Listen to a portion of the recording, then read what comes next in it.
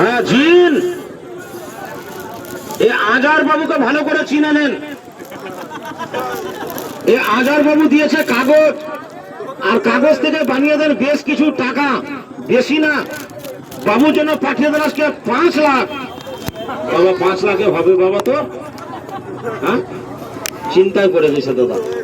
একটু এই সাইড আয় বাবা, এই সাইড আয়, ভয় না।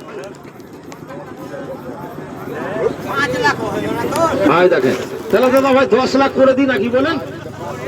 তাহলে হ্যাঁ, বাবুর জন্য 10 লাখ পাঠিয়ে দেন।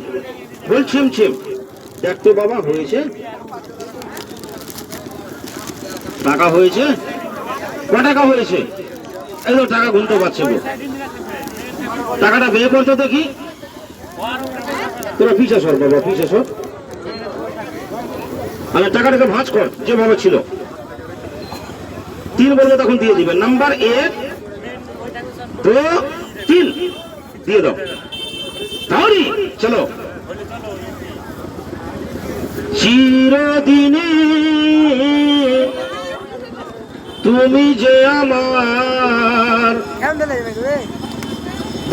যুগে যুগে আমি যে তোমারই। দেখেন এই ফাটা বাসের গলা নিয়ে বাবা তো দাঁতটা দেখাতো বাবা, তো দাঁত হলুদ হয়ে আছে।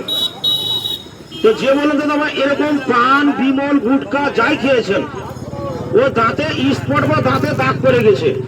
আচ্ছা আপনি দাঁতের স্পটটা তুলবেন, পয়সা লাগবে না, আপনি নিজে নিজে তুলে নেন। বলে কি হ্যাঁ কোনটা?